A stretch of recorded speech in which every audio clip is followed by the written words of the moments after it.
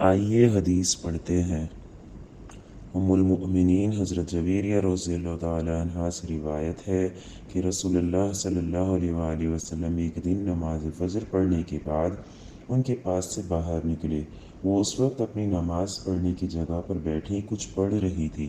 پھر آپ صلی اللہ علیہ وآلہ وسلم کچھ دیر کے بعد جب چاشت کا وقت آ چکا تھا واپس تشریف لائے۔ حضرت جویریہ رضی اللہ تعالیٰ عنہ اسی طرح بیٹھی اپنی وظیفہ میں مشغول تھیں۔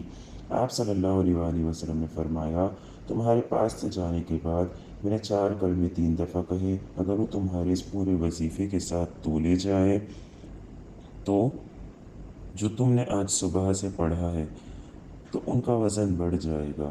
وہ کلمے یہ ہیں: سبحان اللہ وبحمدہ عدد خلقہ ورضا نفسہ وزینت عرشہ ومداد کلماتہ۔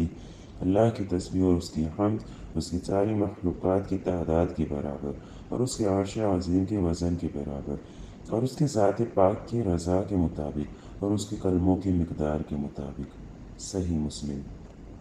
اگر آپ کو میری ویڈیو اچھی لگی ہے تو لائک کریں، چینل کو سبسکرائب کریں اور بیل پریس کر دیں۔ شکریہ۔